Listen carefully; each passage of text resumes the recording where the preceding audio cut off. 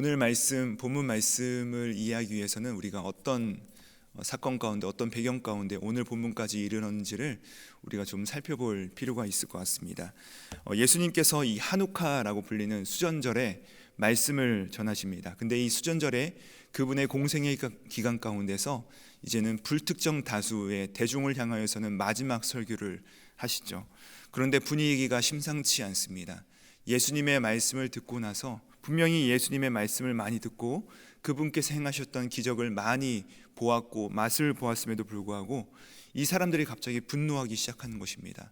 화를 내기 시작하더니 어떤 사람들이 돌을 들어 그를 치려고 합니다. 그러나 아직 그 때가 아니었기 때문에 예수님께서는 요단 동편으로 몸을 피신하셨습니다. 요단 동편은 어떤 곳이냐? 예수님께서 그분의 공적 생애, 그분의 공생애를 처음으로 시작하신 곳입니다. 그 공생애의 시작점에서 이제 예수님께서는 그분의 십자가 유월절을 맞이하기 위해서 그 요단 동편에 서 계신 것이죠. 그곳에 머무실 때 이 베단이라는 곳에서 인편을 보내옵니다. 사람을 보내오죠.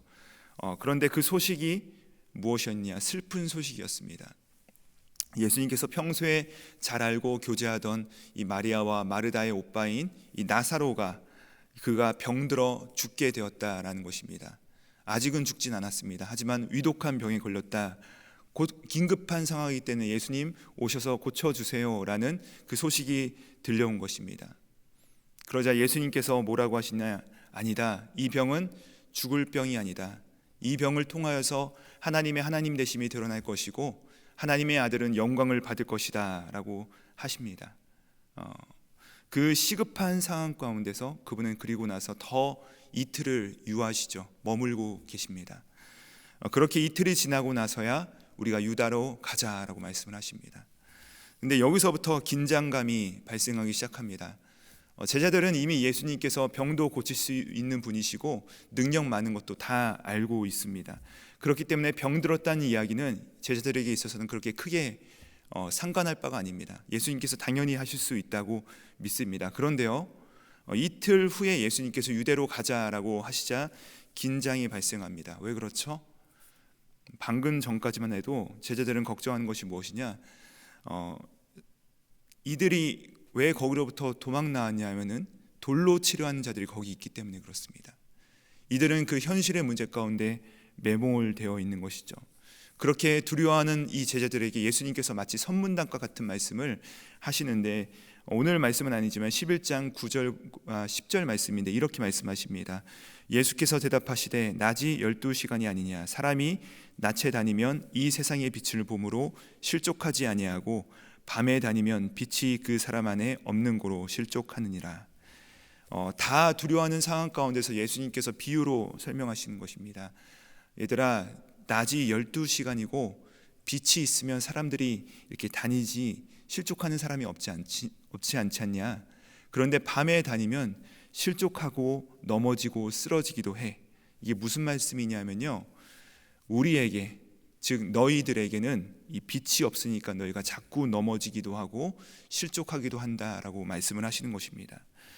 그러면서 예수님께서 가자 하시면서 우리 친구 나사로가 잠들었느니라 라고 말씀하십니다.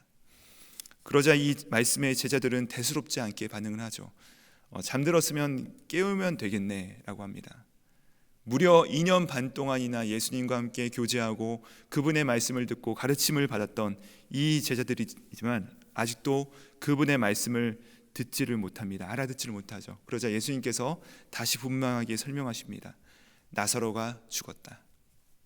베다니에서 전해온 소식은 아직 나사로가 죽었다는 소식은 듣지 못하였어요. 하지만 예수님께서는 그 전해온 소식 이면에 있는 현실을 말씀하시죠. 나사로가 죽었네.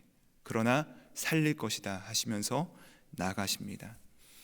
예수님께서 병든 것이 아니라 죽었음을 알려주시고 이제는 살려줄 것이다 라고 말씀하셨고, 빛이 없으니 실족하는 이들에게 빛된 내가 가겠다라고 말씀을 하십니다. 여러분, 우리가 내 합리성이 무너졌을 때, 내 합리성과 맞지 않을 때, 현실을 바라볼 때 고난이 찾아오는 것 같을 때 우리는 무엇을 깨닫게 됩니까? 빛이 없음을 발견하게 됩니다. 내 안에 빛이 없음을 발견하게 되는 것이죠. 오늘 말씀 보시면요, 예수님께서 일부러 늦추세요. 일부러 고난과 시련도 허락하신다는 것입니다. 여러분, 이런 시련들이 우리 가운데 닥쳐올 때 성경은 우리 가운데 질문하는 것입니다. 우리는 과연 그 빛을 따라 실족하지 않고 걸어갈 수 있는가? 지금 이 질문을 우리 가운데 던지고 계신 것이죠.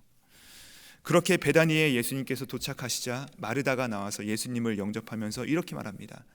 주께서 만약 여기 계셨더라면 내 오라비가 죽지 않았을 것입니다. 만약 무엇 했더라면, 이것이요 하나님을 믿는 우리에게도 자주자주 발견되는 화법입니다. 만약 무엇 했더라면, 만약 내가 그 학교에 갔더라면, 만약 내가 그 사람을 만났더라면, 만약 내가 그 자매를 만났더라면, 만약 내가 이 회사를 갔더라면, 만약이라는 화법을 우리도 자주자주 사용하는데, 이것은요 여러분, 사실 그 말을 하는 그 사람의 마음이 어디에 묶여 있는 것을 반증하는 표현입니까? 바로 과거에 묶여 있는 것이죠. 과거에 묶여 있으면 만약 그랬더라면 죽지 않았을 것입니다 라고 원망도 섞여 나오는 것입니다. 자, 그러자 예수님께서 마르다를 어디로 초청하십니까? 그를 현실로 초대하십니다. 현재로 초대하시죠. 그러면서 뭐라 하세요? 내 오라비가 살아날 것이다. 내 오라비가 살아난다 라고 지금 현실 가운데 선언하신 것입니다. 기약 없는 약속이 아니라 내 오라비가 살아날 것이다 라고 오늘로 그녀를 초대하니까 이 과거에 있던 마르다가 이번에는 어디로 갑니까? 갑자기 미래로 갑니다. 24절 말씀인데 제가 읽어드릴게요. 마르다가 이르되 마지막 날 부활 때에는 다시 살아날 줄을 내가 아나이다. 과거에 묶여있던 마르다가 이제는 그 종교적인 언어를 빙자해서 갑자기 먼 미래로 점프를 해버립니다. 마르다에게는 오늘의 현실이 없습니다. 오늘에는 그녀에게 있어서는 아무런 희망이 없는 것이죠. 마르다에게 있어서 오늘은 바로 무엇입니까? 이 오라비가 죽었다는 그 예수님이 원망스럽다는 것, 그녀의 슬픔 밖에는 그 현실이 아무것도 남지 않은 것입니다. 자꾸 안다고 하는데 사실은 모르는 것이죠. 그렇게 현실을 살지 못하며 자꾸 안다는 마르다에게 우리가 너무나도 잘 아시는 말씀을 하시죠. 이르시되 나는 부활이요 생명이니 나를 믿는 자는 죽어도 살겠고 무릇 살아서 나를 믿는 자는 영원히 죽지 아니하리니 이것을 내가 믿느냐. 자, 무슨 말씀이에요? 알의 문제가 아니라는 것입니다. 우리가 얼마나 잘 아느냐의 문제가 아니라 믿음의 문제라는 것입니다. 이것을 너가 믿느냐라고 말씀하시죠. 여러분, 아는 것이 능력이 아니라 믿는 것이 능력이라는 것입니다. 우리가 아는 것은 많습니다. 하지만요, 의외로 믿는 것은 적을 때가 많습니다. 이제 오늘 본문에 이르러서 갑자기 마르다는 마리아를 불러옵니다. 마리아야, 선생님이 오셨어 하고 마리아를 불러와요. 아무리 복음을 전하고 예수님이 자신을 부활이요 생명이심을 그녀 앞에서 드러내지만 이 마르다 역시 아직도 반신반의하는, 믿는 듯하지만 또 아는 듯하지만 아는 것이 없고, 예수님을 만났지만 그 빛 대신 예수님에 대해서 아직도 반신반의하는 그 모습 가운데 그녀의 동생인 마리아를 불러오는 것을 볼 수가 있습니다. 자, 이제 마리아가 예수님께 달려옵니다. 그리고 마리아 역시 하는 말이 똑같습니다. 어떻게 말하죠? 32절 말씀입니다. 마리아가 예수 계신 곳에 가서 배웠고 그 발 앞에 엎드려 이르되 주께서 여기 계셨더라면 내 오라비가 죽지 아니하였나이다 하더라. 여러분, 똑같죠? 똑같습니다. 마르다나 마리아나 다 자신의 기대가 무너져 버린 것입니다. 예수님께서 만약 여기 계셨더라면 여러분 어떤 기대를 했었을까요? 예수님 조금만 더 빨리 오시지.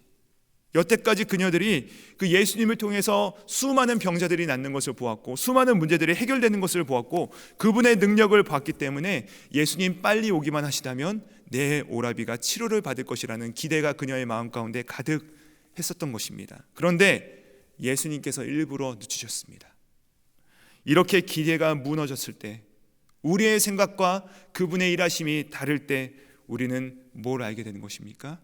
그때서야 비로소 내 안에 얼마나 믿음이 없는 줄을 우리는 깨닫게 되는 것입니다.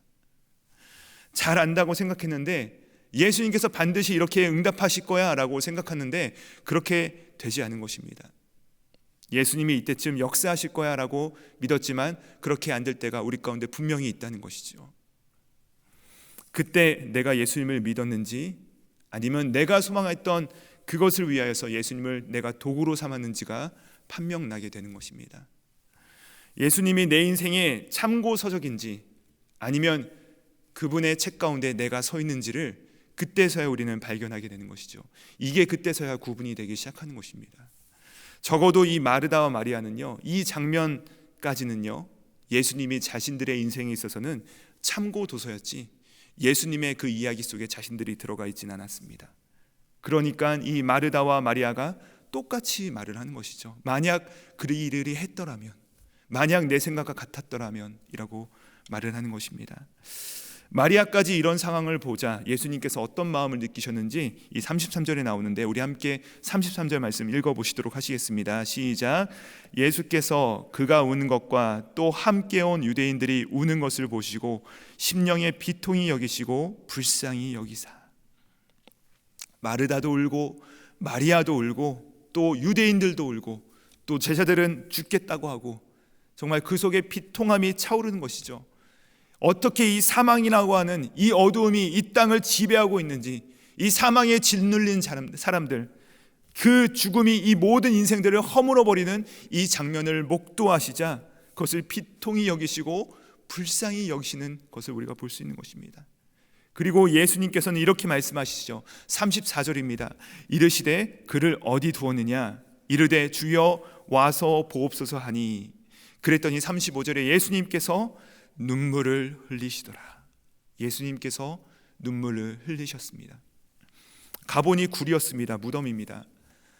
기원후 3세기 문헌에 발견된 글을 보니까 예수님 시대, 그러니까 예수님 시대 이후에 3세기가 지난 문헌을 보니까 이 장례 품속이 무엇이냐면 이 시신을 굴 안에다가 넣어놓습니다. 그런데 그리고 나서는 문을 닫진 않습니다.